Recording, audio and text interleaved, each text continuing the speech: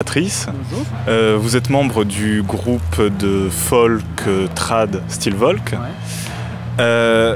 Vous êtes d'immenses noms de la scène folk trad pagane. Vous avez même été parmi les pionniers du black metal en France avec Suskrofa, du pagan black metal.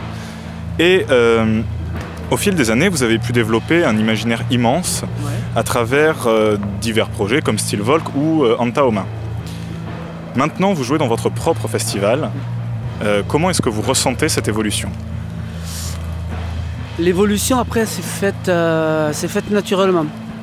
Mais c'est vrai que quand on regarde un peu le parcours depuis 1994, en 1994, on ne pensait absolument pas qu'on serait encore là aujourd'hui. Dans notre festival, moi, le festival qui est monté par Yann et Patrick. Bon, je ne fais qu'intervenir indirectement. Mais oui, c'est une sorte de consécration en fait. L'endroit où on voulait jouer, les montagnes, la forêt, tout ce qui correspond à notre imaginaire, effectivement, depuis 23 ans. Ça correspond beaucoup à cette revendication des traditions pyrénéennes, de la mystique oui, après, locale.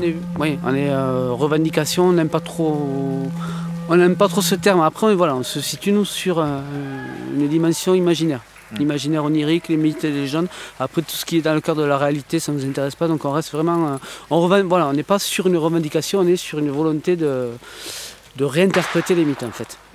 De créer notre propre mythologie, de réinterpréter les mythes, d'utiliser un peu des fondamentaux, des archétypes. Et après, nous, on les retravaille à notre sauce.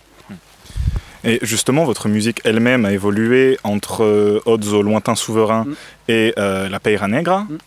Et vous avez exploré différentes ambiances, des thématiques qui vont des bacchanales jusqu'aux rites plus sombres, avec la Peira Negra par exemple.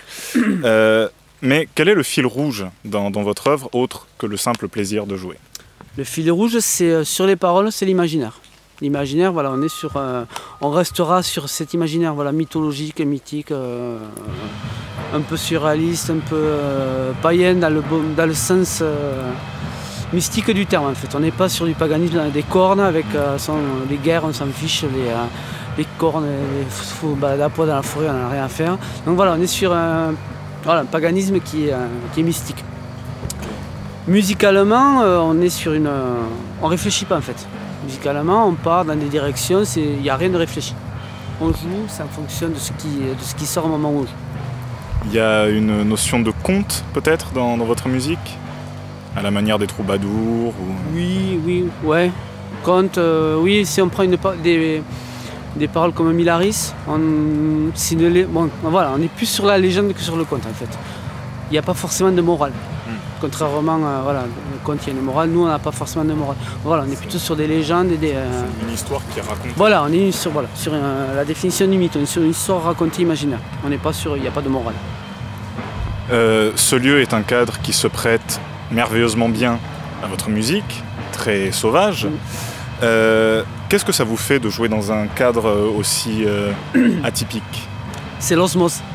Parce que, bon, vous n'avez pas forcément vu, mais le point de vue qu'on a de la scène, en fait, c'est ça, en plus haut. Donc forcément, on joue, on a les montagnes en face, on a la forêt en face. Donc là, on est sur la consécration ultime du groupe, c'est-à-dire les élémentaux de la nature qui font communion avec nous. Ça, bon, je ne vais pas exagérer le propos non plus, mais voilà, on est sur cette symbolique-là.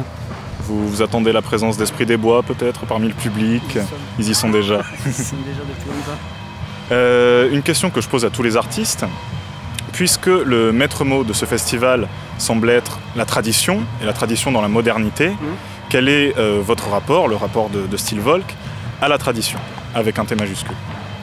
Il n'y a pas forcément on ne s'inscrit pas dans une tradition. Bon, on utilise effectivement on reprend des textes et des troubadours, donc on réinterprète à la limite la tradition, mais on n'est pas forcément lié. Pour moi, tradition, c'est un carcan qui est un peu trop. C'est un carcan. Donc on a envie un peu de sortir de ce carcan. Donc voilà, on réutilise, on perpétue une sorte de tradition, mais on ne se situe pas vraiment dans cette thématique-là. On réutilise les choses intéressantes du passé, on va dire. Vous réinventez presque une mythologie à part. Exactement. On est plutôt sur cette conception-là. On réutilise, on réinterprète à notre manière un certain nombre de choses. Et quels sont les projets à venir pour Style Volk? Donc le nouvel album est composé. il faut l'enregistrer, on va changer de label. Donc là aussi c'est en train de se faire. Donc normalement le disque pourrait voir le jour l'année prochaine, on va voir. Le concept est fait, la musique est faite. Il faut enregistrer. Vous étiez sur Holly Records, voilà. Vous allez passer sur un autre label précis? On a pour parler. Donc d'accord. Voilà, on peut pas trop. Pour l'instant, oui, on est sur un label précis, mais on n'officialise pas encore un label. C'est montré très intéressé, donc on va voir. Voilà. Holly Records arrête plus ou moins la production. Et ça tombe un moment voilà, où on avait envie aussi de voir autre chose. Donc voilà, ça se met en place. Le prochain album d'Antaoma aussi? Qui est fini depuis très longtemps, qui est dans le mix. On attend la fin du mixage en fait depuis 1 an et demi. D'accord. On peut espérer avoir des concerts d'Antaoma pour a priori, la première fois. fois. On va essayer de faire une répétition générale en octobre.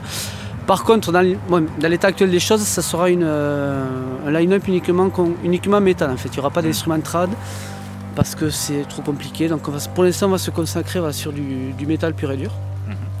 À la Primordial, à la Campfire, et on verra si jamais dans le temps, si ça fonctionne, si on rajoute ou pas des instruments folk, mais bon c'est un peu compliqué au niveau pour gérer tout le système en fait. Il faut trouver du monde, ça veut dire qu'à moins d'être 7 ou 8 sur scène, ça sonne pas. Donc bon, sur une scène comme ça par exemple, 7 ou 8 ça aurait été un petit peu petit. un petit peu compliqué. Mais ça aurait sûrement été très bien. C'est sûr, mais bon. Dernière question, sur l'aspect rituel de votre musique, c'est presque comme une invocation quand on vous écoute, il y a cet aspect, le public est très soudé, très à l'écoute.